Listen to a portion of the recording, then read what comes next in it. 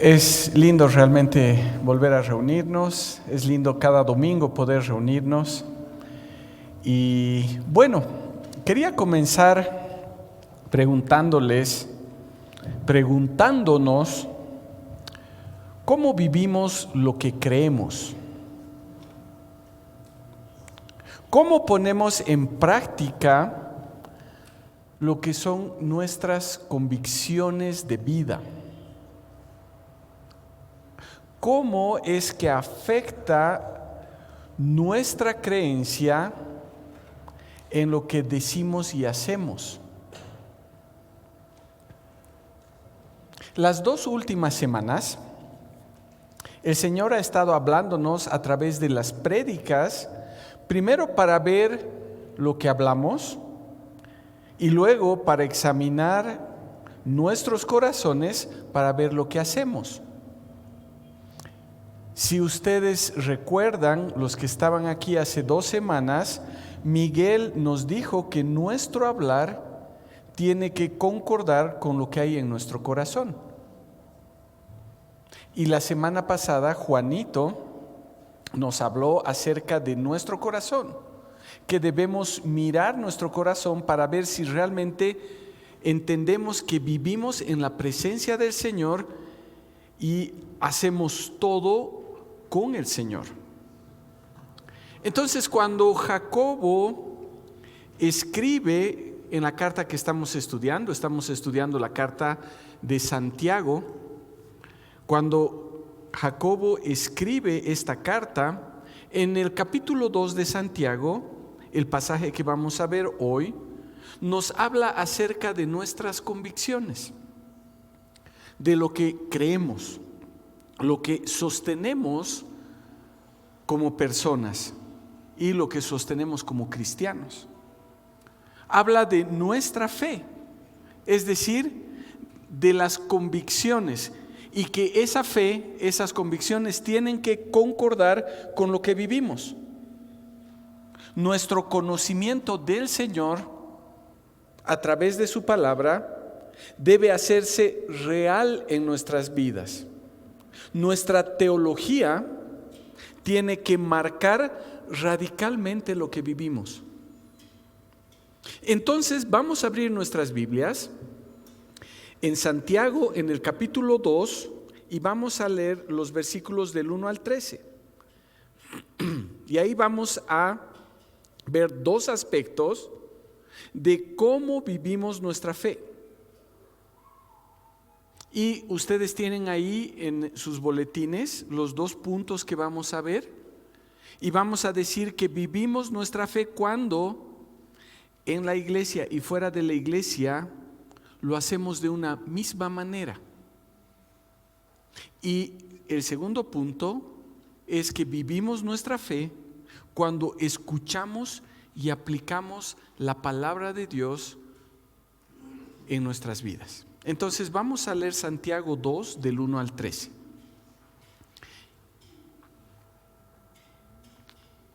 Y la palabra del Señor dice así: Hermanos míos, tened la fe de nuestro glorioso Señor Jesucristo sin hacer distinción de personas. Porque si en vuestra congregación entra un hombre con anillo de oro y ropa lujosa, y también entra un pobre con vestido sucio, y solo atendéis con respeto al que lleva la ropa lujosa y le decís: siéntate tú aquí en un buen lugar, y al pobre le decís: quédate allí de pie, o siéntate aquí a mis pies, ¿no hacéis distinción entre vosotros y no venís a ser jueces con malos criterios? Amados hermanos míos, oíd. ¿No ha elegido Dios a los pobres de este mundo, ricos en fe y herederos del reino que ha prometido a los que le aman? Pero vosotros habéis afrentado al pobre. ¿No os oprimen los ricos? ¿Y no son ellos los que os arrastran a los tribunales? ¿No blasfeman ellos el buen nombre que ha sido invocado sobre vosotros? Si de veras cumplís la ley real conforme a las Escrituras, amarás a tu prójimo como a ti mismo hacéis bien. Pero si hacéis distinción entre personas, cometéis pecado y sois reprobados por la ley como transgresores. Porque cualquiera que guarda toda la ley, pero ofende en un solo punto, se ha hecho culpable de todo. Porque el que dijo no cometerás adulterio, también dijo no cometas homicidio. Y si no cometes adulterio, pero cometes homicidio, te has hecho transgresor de la ley. Hablad así y actuad así, como quienes están a punto de ser juzgados por la ley de la libertad. Porque habrá juicio sin misericordia contra aquel que no hace misericordia. La misericordia se gloría triunfante sobre el juicio. Entonces vamos a ver cómo vivimos nuestra fe. ¿Cómo es que vivimos nuestra fe? Y lo primero que vamos a ver es siendo en la iglesia y también fuera de la iglesia de la misma manera. El pasaje comienza diciendo: hermanos míos, tened la fe de nuestro glorioso Señor Jesucristo sin hacer distinción de personas. Saben, Santiago primero se estaba identificando con sus hermanos porque les dice hermanos míos. Es decir,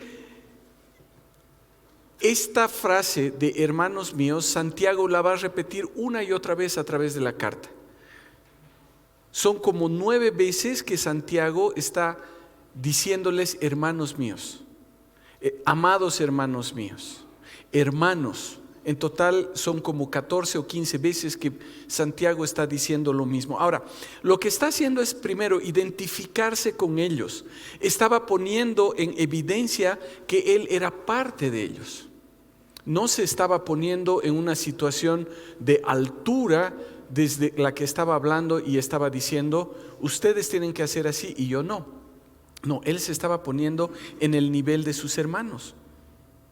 Él quería mostrar que tenían un Padre Celestial que era común a ellos. Y era una forma de mostrar su afecto y su comunión para con ellos. Pero a la vez les está hablando con autoridad. Sí, cuando hemos visto el inicio de la carta, él les está hablando como líder de la iglesia, como una persona a quien Dios había encargado algo. No, él les dice, yo soy un siervo de Dios y soy siervo de Jesucristo. Alguien que puede dirigirse a ellos en el nombre del Señor. ¿Sí? Entonces, en ese ambiente en el que les está diciendo, hermanos míos, en ese ambiente de confianza, les dice, tened la fe de nuestro glorioso Señor Jesucristo sin hacer distinción de personas. Y lo primero que tenemos que ver es que les dice tened, que tal vez si ustedes leen en la Reina Valera del 60 no está como el inicio de la frase, pero en el original vemos que está esa palabra de tened y la idea es que está comenzando con un imperativo, es decir, una orden, un requerimiento de cumplimiento obligatorio. Entonces, los hermanos a los que se dirige tenían que tener algo, tenían que tener algo de lo que Jacobo está hablando. Y era algo que no era optativo, no era electivo, era una obligación. Pero esa obligación era para esas personas que tienen a Jesucristo como Señor y Salvador. Ahora, ¿qué debían tener los hermanos? Debían tener la fe que profesaban en el glorioso Señor Jesucristo. Ahora, ¿a qué se refiere con fe? Jacobo estaba hablando de las convicciones que tenían. Cuando aquí estamos viendo fe, no se refiere a que yo tengo fe en que esto va a suceder, sino se está refiriendo a fe como las convicciones que nosotros tenemos. Nosotros seguimos la fe cristiana. La fe cristiana son todo un sistema de convicciones que sostenemos, que vienen a partir de lo que Jesucristo ha enseñado a sus discípulos. ¿Sí? Entonces, lo que les estaba diciendo es: las convicciones que ustedes tienen, es decir, la base doctrinal en la que ellos se apoyaban.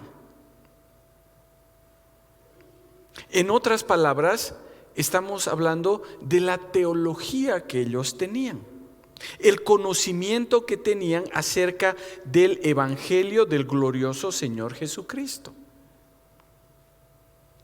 Ahora, la fe en el sentido en el que estaba hablando Jacobo tiene que ver con nuestras creencias. ¿Qué es lo que nosotros creemos? Con nuestras convicciones, ¿qué es lo que nosotros afirmamos? Es decir, todo lo que sostenemos nosotros como hijos de Dios. Y como decía, nosotros profesamos la fe cristiana. Esa fe que profesamos es el conjunto de creencias que ponen a Cristo como nuestro Señor y Salvador, en el que decimos que somos salvos por gracia y no por obras. Pero no solo es eso, es más que eso, porque es todo lo que vamos conociendo de la palabra y se convierte en convicciones para nuestra vida, se convierte en parte de nuestra vida. Entonces Jacobo les dice que esa fe, las convicciones que ellos sostenían, esas convicciones que tenían que ver con nuestro glorioso Señor Jesucristo, tenían que estar de acuerdo con Él y no podían estar acompañadas de hacer distinción de personas. Ahora, ¿qué estaba pasando en la iglesia? ¿Por qué Santiago dice que la fe, las convicciones, nuestra teología no puede estar mezclada con discriminación, con acepción de personas? ¿Qué estaba pasando?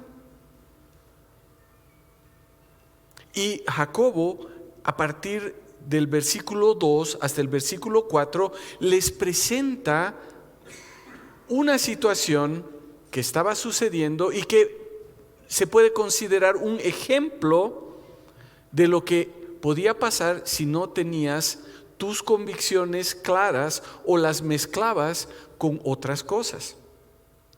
Y entonces dice: porque si en vuestra congregación entra un hombre con anillo de oro y ropa lujosa, y también entra un pobre con vestido sucio, y solo atendéis con respeto al que lleva la ropa lujosa y le decís: siéntate aquí en un buen lugar, y al pobre le decís: quédate allá de pie, o siéntate aquí a mis pies, ¿no hacéis distinción entre vosotros y no venís a ser jueces con malos criterios? Jacobo expone claramente una situación donde se estaba favoreciendo a uno en desmedro de otro. Ahora, ¿saben? Por el relato podemos entender esta situación en dos posibles contextos. Y estos dos contextos no necesariamente son excluyentes. No quiere decir que si estaba pasando una cosa no estaba pasando la otra, sino más bien que son dos contextos que iban muy de la mano. ¿Ya? Dice: si en vuestra congregación entra.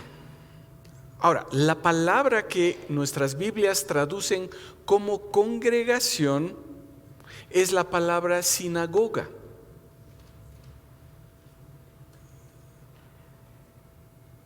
¿Qué estaba queriendo decir Jacobo? La palabra literalmente significa asamblea, reunión o congregación. Pero es diferente a la palabra que se usa en el Nuevo Testamento cuando se habla de la congregación, que es eclesía. Aquí Santiago está usando sinagoga. ¿Qué estaba queriendo decir Jacobo? Y les decía que podemos tener dos contextos.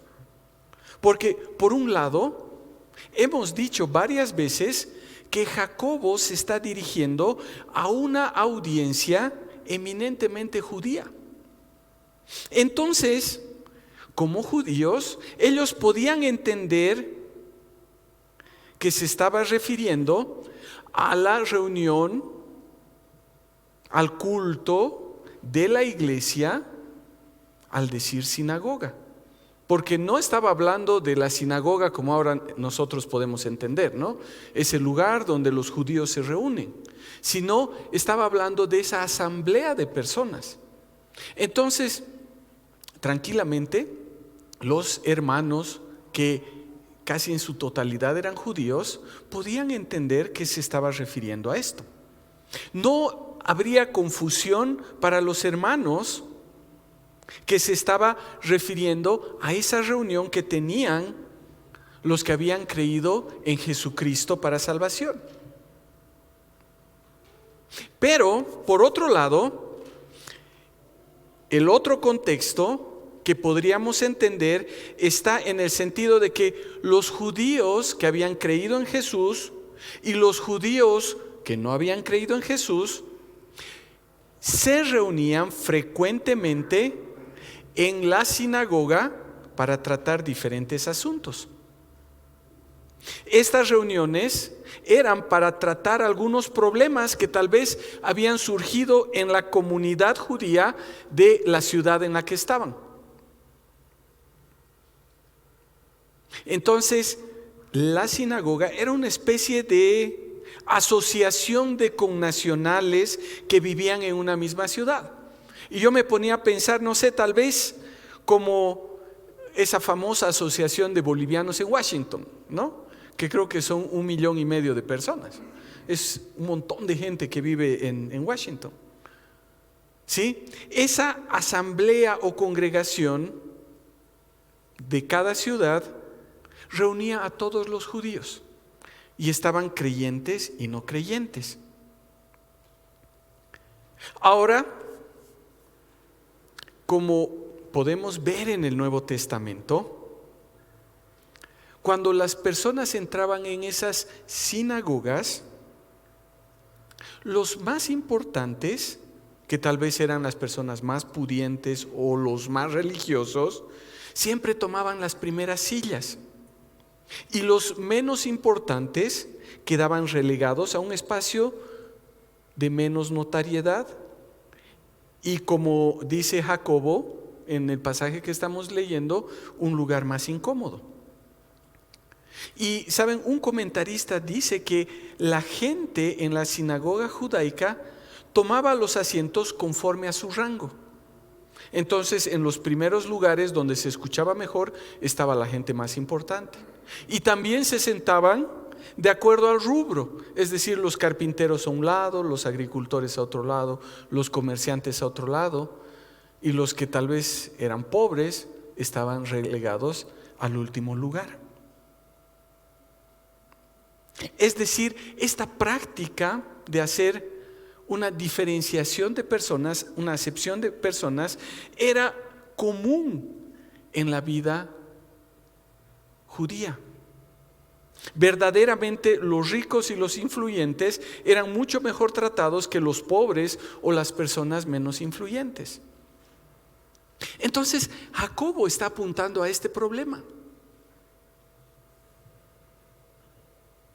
Y está apuntando a este problema en ambos contextos. Porque primero, había riesgo que esta forma de actuar que tenían en la comunidad judía se haga una práctica en la vida de la iglesia. Que los judíos traigan a la iglesia su cultura. Pero Jacobo dice, esos no son criterios de reino, porque ustedes se van a convertir en jueces que están actuando con malos criterios. Entonces, por un lado, había el riesgo de que esta práctica se dé en la iglesia. Pero segundo, esta práctica que era común en la comunidad judía podía ser aceptada y practicada por los hermanos en Cristo que participaban en las reuniones con los demás judíos. Si bien no estaban en la iglesia y estaban fuera de la iglesia y estaban tal vez en su reunión de connacionales, esta práctica podía ser natural. Podían tener un comportamiento dentro de la comunidad cristiana y otro comportamiento diferente afuera. Ahora, sea el contexto que haya sido, Jacobo les estaba diciendo, si ustedes atienden con respeto a los ricos, que se ven bien, y menosprecian a los pobres, que se ven mal, están haciendo acepción de personas y están actuando como jueces que están aplicando malos criterios. No son criterios que están de acuerdo con su fe, con las convicciones que tienen a través del Evangelio. En la iglesia y también fuera de la iglesia, los hermanos debían vivir de la misma manera. ¿Cómo? Con sus convicciones en mente. Tal vez los hermanos dentro de la iglesia podían tener un comportamiento de acuerdo con su fe, pero fuera de la iglesia podían tener otro comportamiento completamente diferente. Una cosa era la iglesia, pero otra cosa era el trabajo o los negocios. Una cosa era su vida espiritual y otra cosa muy diferente era su vida secular. Ahora, ¿no les suena eso algo familiar?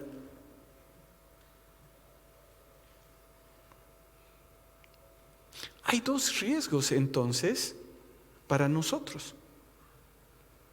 El primero es que nosotros dejemos que la cultura que nos rodea se entre a la iglesia.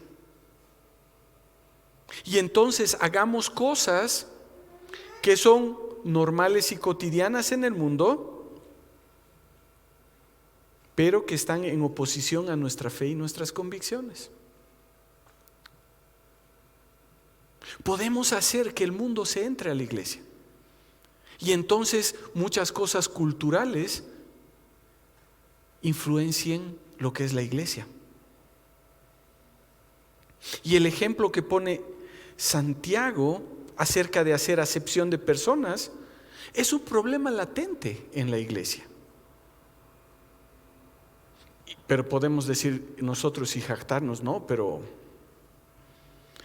en la iglesia nosotros no hacemos acepción de personas. En cuanto a ricos y pobres, todos se pueden sentar donde quieran. A nadie hemos dicho que se sienten atrasito. No estamos poniendo a los que se ven mejor en los primeros asientos. Más bien siempre les estamos viniendo que por favor vengan más adelante, hermanos, ¿no? Y podemos sentirnos bien por eso. Pero tal vez hacemos otras cosas. Tal vez le volcamos la cara a una persona que pensamos que es inmadura en la fe. Y le estamos haciendo atenciones a alguien que está de acuerdo con nuestros estándares espirituales. Tal vez él cree diferente a nosotros. Entonces, yo no me voy a meter con ese que cree de esa forma. ¿Cómo se atreve a venir a la iglesia? Tal vez somos muy cerrados con la vestimenta.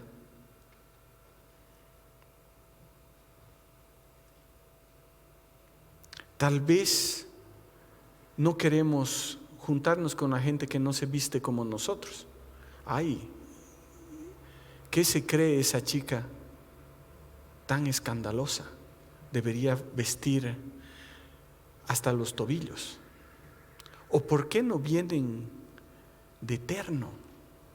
Muchas veces nos han preguntado por qué no predicamos de corbata. Y son estándares que vamos poniendo.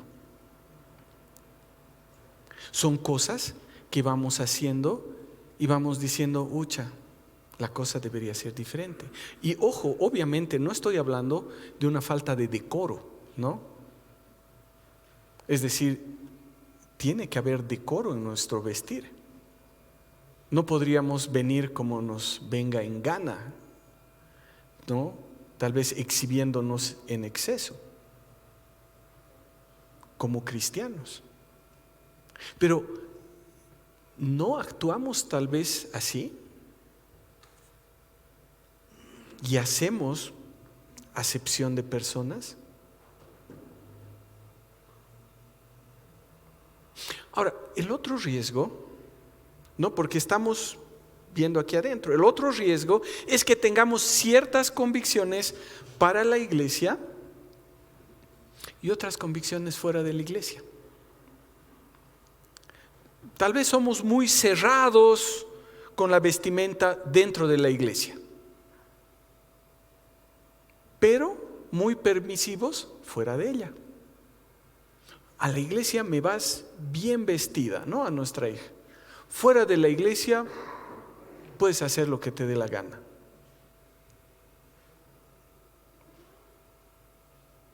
En la iglesia tal vez tratamos bien a todos. Hermanito, Dios te bendiga.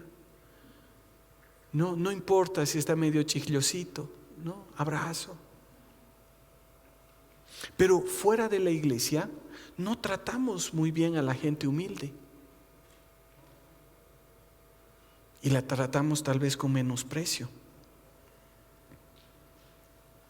Lo que Jacobo quería que entiendan los hermanos y lo que tendríamos que entender nosotros es que nuestra fe, nuestras convicciones en Cristo son la base de nuestro comportamiento, lo que creemos, nuestra teología afecta lo que somos, afecta lo que decimos, afecta cómo actuamos en todo momento, no solo cuando estamos con nuestros hermanos.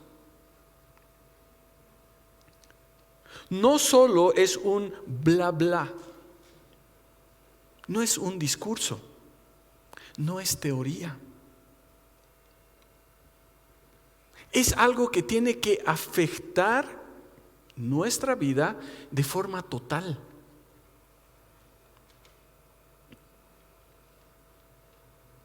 Ahora, ¿de dónde vienen esas convicciones? ¿De dónde vienen esas convicciones? La base de esas convicciones es la palabra, la Biblia. Porque saben, yo conozco personas que tienen muy buenas convicciones.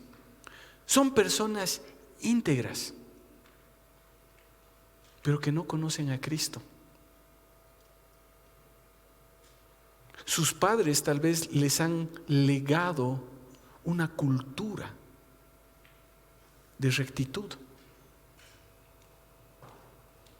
Son lo mismo en todo lugar. No tienen una doble vida.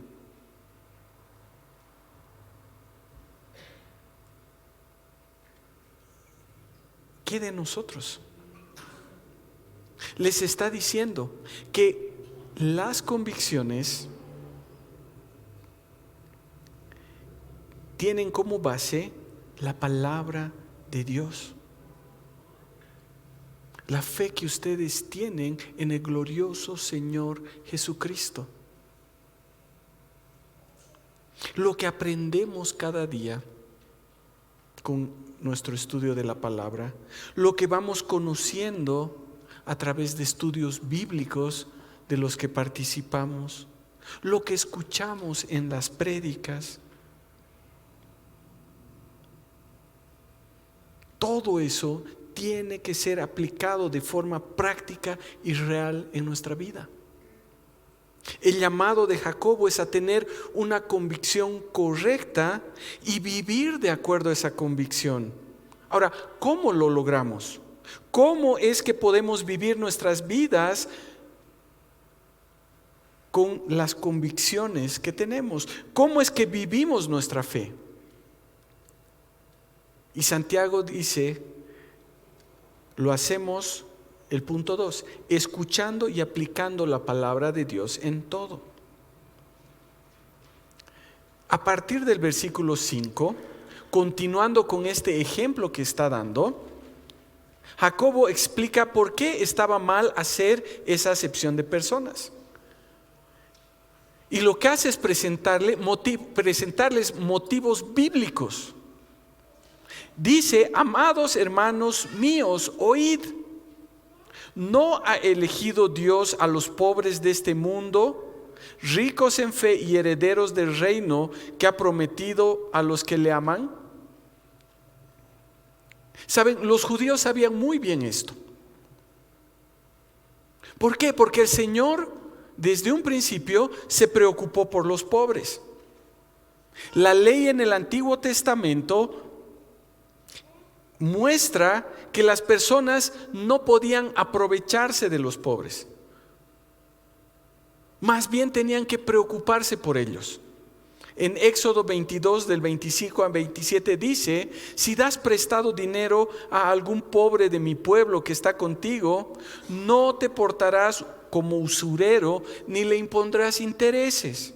Si tomas en prenda el manto de tu prójimo, se lo devolverás a la puesta del sol, porque eso es su única cubierta, eso es su vestido para cubrir su cuerpo. ¿Con qué más ha de dormir? Cuando él clame a mí, yo le oiré porque soy misericordioso. También vemos en Levítico, en el capítulo 19, versículos 22 y el 23-32, dice que los agricultores no tenían que levantar las uvas que se caían al piso cuando estaban cosechando. Cuando estaban segando las espigas del trigo, de la cebada, no tenían que alzar las que se quedaban al piso, porque eso era provisión para los pobres y para los extranjeros. La presencia de los pobres, de los necesitados, era inevitable. Deuteronomio 15:11 dice, porque no faltarán necesitados en medio de la tierra. Por eso yo te mando diciendo, abrirás tu mano ampliamente a tu hermano, al que es pobre y al que es necesitado en tu tierra. Es decir, Jacobo sabía que los que estaban escuchando sabían que el Señor se preocupaba por los pobres, que el Señor velaba por los pobres, porque ellos conocían la ley. Pero lamentablemente en las sinagogas no se cumplía lo que el Señor había ordenado. Porque el rico podía influir sobre un veredicto que se hacía ante un pobre. Levítico 19:15 dice, no harás injusticia en el juicio. No favorecerás al pobre, ni tratarás con diferencia al poderoso. Juzgarás a tu prójimo con justicia. Pero la costumbre en la comunidad judía era diferente. El problema es que había un trato discriminatorio, hacer acepción de personas.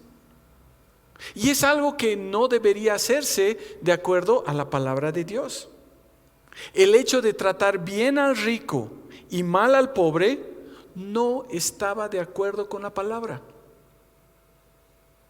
Ahora, el problema era que los judíos sin Cristo vivían según la interpretación que habían dado sus maestros. O peor aún, solo hablaban de la ley, pero todo el tiempo la transgredían. Hablaban y no actuaban, o actuaban en contra de lo que la ley decía. Y el riesgo en ese sentido era que los hermanos que eran judíos, esos hermanos que habían creído en Cristo, sigan ese mismo patrón. Y por eso Jacobo está escribiendo. Y el riesgo, hermanos, es que nosotros sigamos patrones que van en contra a lo que la palabra dice. Según lo que leemos en la palabra, la iglesia estaba compuesta en gran medida por personas pobres. Obviamente, la cantidad de pobres o personas no tan pudientes es mucho mayor a las personas ricas en toda la sociedad, ¿no? Es decir, ¿cuántos ricos hay en nuestra ciudad? Obviamente hay pocos en comparación con los pobres. Y la iglesia estaba compuesta por más pobres y menos ricos. Por eso Jacobo dice, ¿no ha elegido Dios a los pobres de este mundo para que sean ricos en fe y herederos del reino que ha prometido a los que le aman? Dios ha decidido eso, hermanos. Dios ha decidido escoger más a personas que son pobres materialmente para que sean ricos en la fe. Es la decisión soberana de Dios. Él ha decidido que las cosas sean así. Y saben, esto tiene mucho sentido entendiendo las palabras de Jesús cuando les decía a sus discípulos que era más difícil que un rico entre en el reino de los cielos y que era más fácil para un camello pasar por el ojo de una aguja, que no era el ojo de una aguja, ¿no? Sino era una pequeña abertura en el muro de la ciudad de Jerusalén. Era más fácil que entre un camellito por esa abertura que un rico al reino de los cielos. Y claro, Jesús les estaba explicando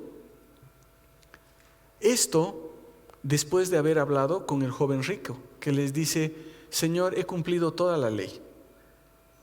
¿Qué más me falta para entrar al reino de los cielos? Y le dice, solo te falta una cosa. Vende todo lo que tienes y sígueme.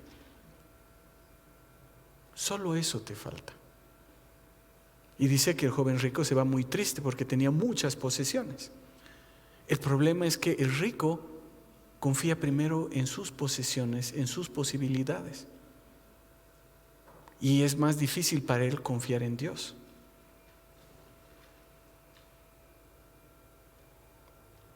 Y el problema, entonces, en todo esto, es que los judíos habían despreciado, habían menospreciado a los pobres.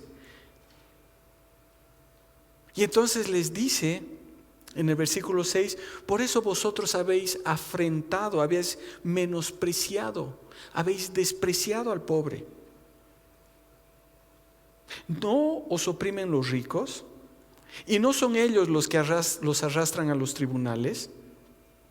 ¿No blasfeman ellos el buen nombre que ha sido invocado sobre vosotros? La tradición judía dejó de lado la palabra de Dios y entonces comenzó a menospreciar al pobre. En vez de cuidar a los pobres, dice que los oprimían. En vez de devolverle la prenda que le habían dejado como garantía, los estaban llevando a los tribunales. Es más, como dice el versículo 7, a causa de todo esto, que hacían sin considerar la ley de Dios, el nombre de Dios era blasfemado.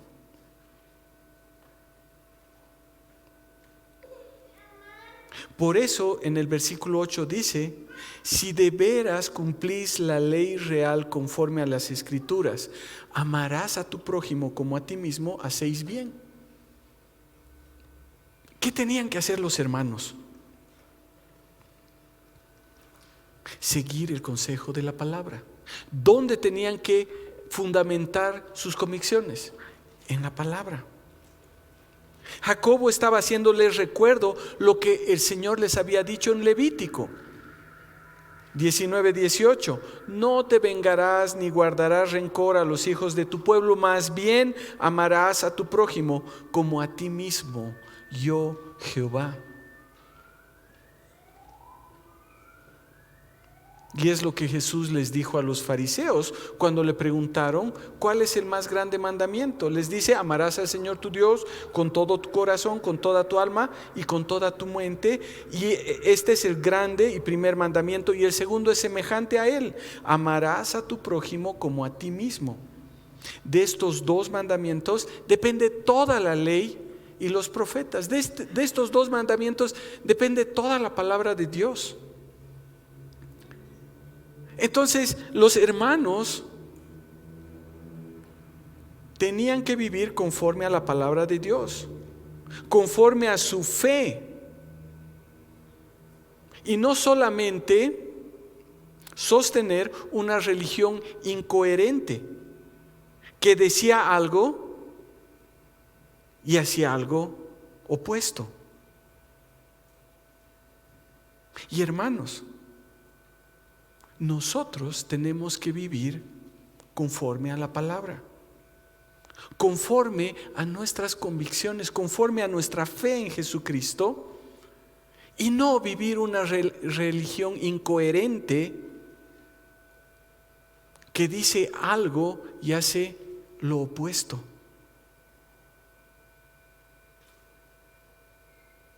Porque, ¿qué pasa si no vivimos nuestra fe?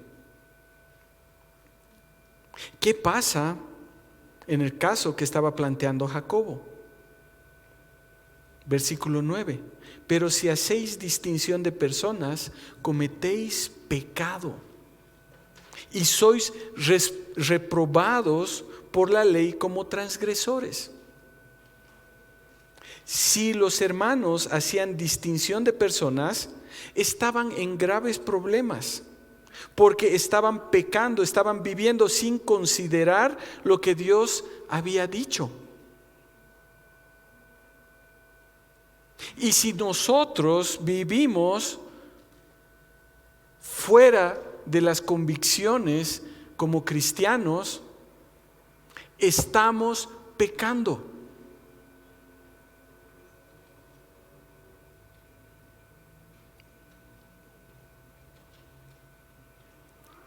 Y tal vez la tentación era decir: pero bueno, solo es una cosita. Solo hacemos distinción entre los ricos y los pobres. Pero Jacobo, no te olvides que leemos la Biblia. Vamos a todas las reuniones. Oramos 3 veces al día. Damos nuestros diezmos. Además, ofrendamos para esos pobres. Y no adulteramos. No nos emborrachamos, no robamos. Pero Jacobo les dice: siguen siendo transgresores.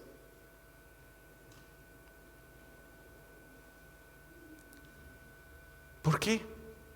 Porque, versículo 10, cualquiera que guarda toda la ley, pero ofende en un solo punto, la ofende en un solo punto, se ha hecho culpable de todo. Porque el que dijo: no cometerás adulterio, también dijo: no cometerás homicidio. Y si no cometes adulterio, pero cometes homicidio, te has hecho transgresor de la ley.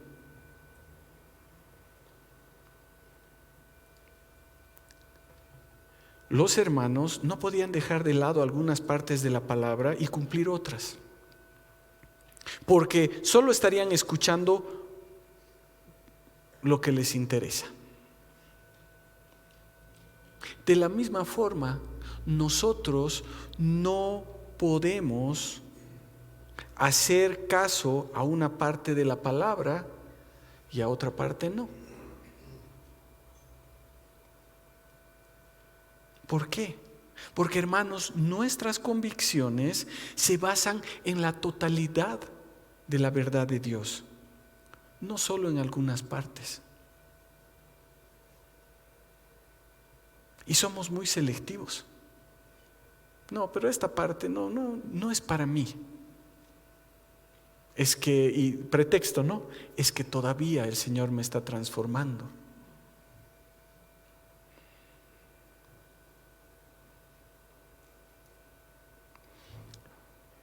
Es posible que estemos como los oyentes de Jacobo, viviendo religiosamente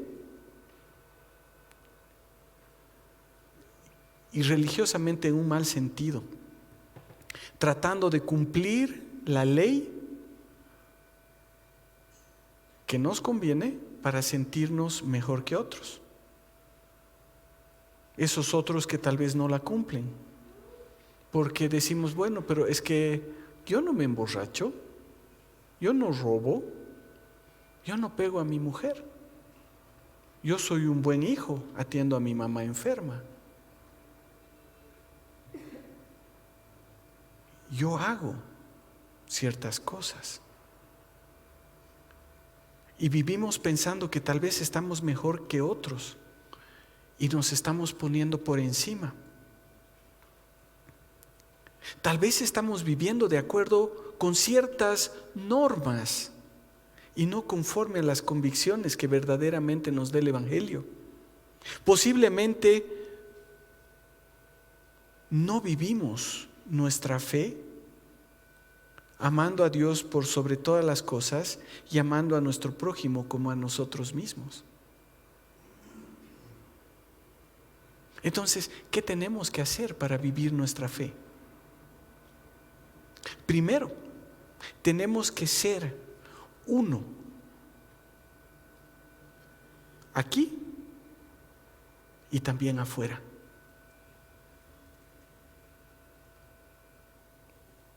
Tenemos que sacar de nuestra mente la dualidad en la que tenemos vida espiritual y tenemos vida secular.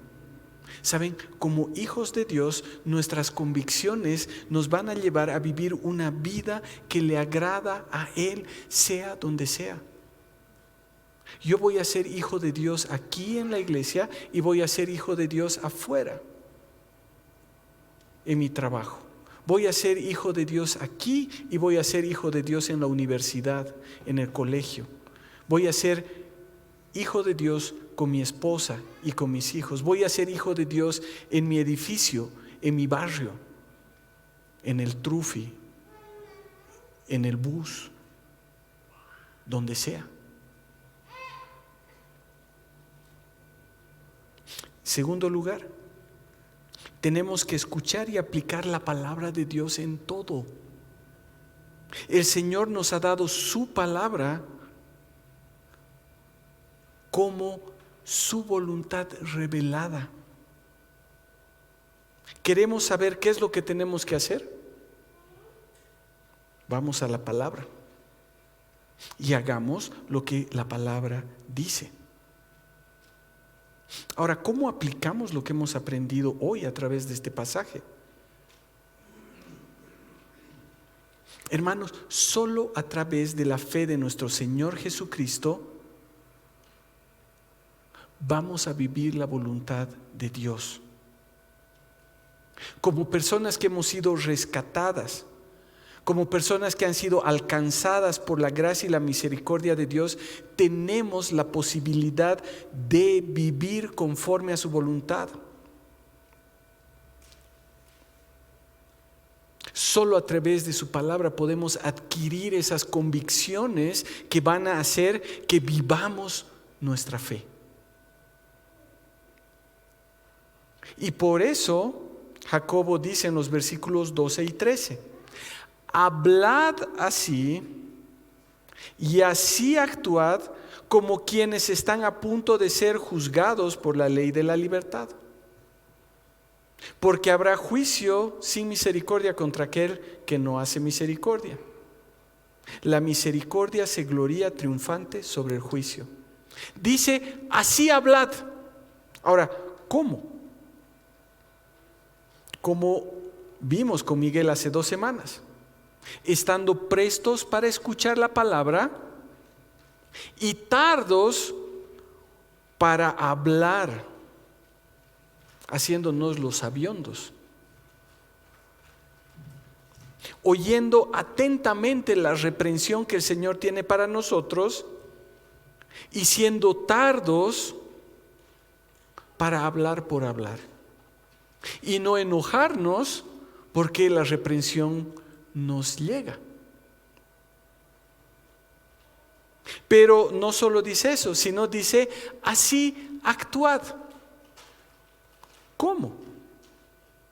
Como Juan nos decía la semana pasada, mirando nuestro corazón, sabiendo que estamos andando delante del Señor y con el Señor.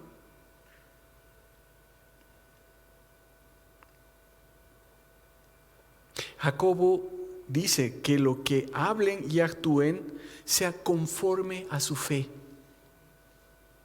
conforme a las convicciones que tienen por el Evangelio de nuestro Señor Jesucristo. Eso es lo que tenemos que hacer. Hablar y actuar conforme a las convicciones. Ahora, ¿de dónde vienen? De la palabra. ¿Y cómo vamos a tener esas convicciones si no estamos en la palabra?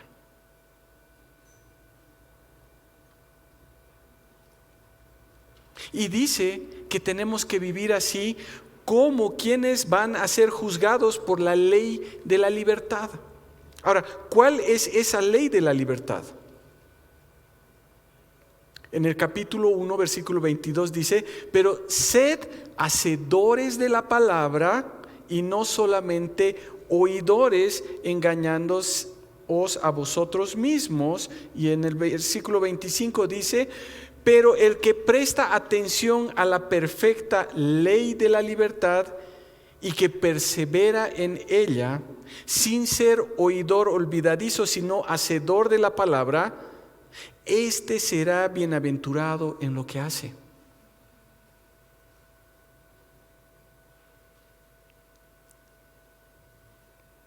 Jacobo se estaba refiriendo a la aplicación de la palabra en nuestro vivir, en concordancia con el amor de Dios hacia nosotros y el amor de Dios de nosotros hacia Dios y hacia nuestro prójimo. Hermanos, si verdaderamente vivimos el Evangelio, vamos a vivir conforme a la ley de amar a Dios y amar a nuestro prójimo.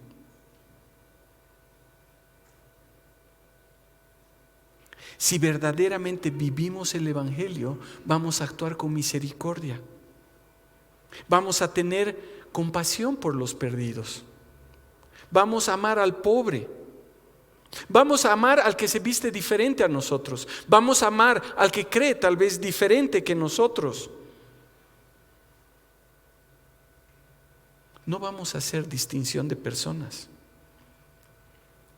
No nos vamos a estar preocupando solo por nosotros, sino que vamos a preocuparnos por los demás. Vamos a hacer lo que dice su palabra. Vamos a tener esa fe, esas convicciones que se están preocupando por los demás, que están obrando en misericordia, en compasión y en amor. Pero dice Santiago que si vivimos una religión vacía, que no se preocupa por los demás, que está preocupada tal vez por los ritos y que trata sin misericordia a los demás, esa misma ley te va a condenar. Esa ley de la libertad te condena porque no la estás viviendo. Y de eso va a tratar el siguiente pasaje que veremos la próxima semana. De esa fe que no actúa. Entonces, ¿cómo vivimos nuestra fe? O tal vez tendría que preguntarnos, ¿vivimos nuestra fe? Hermanos, que el Señor nos ayude a ser uno dentro de la iglesia y fuera de la iglesia. Y que nos ayude a escuchar la palabra y hacer que la palabra sea carne en nosotros. Para que todo lo que hagamos sea conforme a nuestra fe. Que nuestra fe en el Señor Jesucristo sea lo que guíe nuestro diario vivir. Vamos a orar. Padre amado, te damos gracias por tu palabra. Gracias, Señor, porque a través de ella podemos entender que tú quieres que vivamos de una forma coherente con lo que tú has hecho por nosotros. Que vivamos de una forma coherente lo que tú nos dices en tu palabra. Y te pedimos que tú nos ayudes, Señor, a hacer una misma cosa, a ser una misma persona, tanto aquí en la iglesia como fuera de la iglesia. Señor, que podamos vivir como verdaderos hijos tuyos, Señor, en todo momento. Y Padre amado, ayúdanos a conocer más de ti para poder cada vez vivir más de acuerdo a tu voluntad. Te damos gracias, Padre, en el nombre de tu Hijo amado. Amén.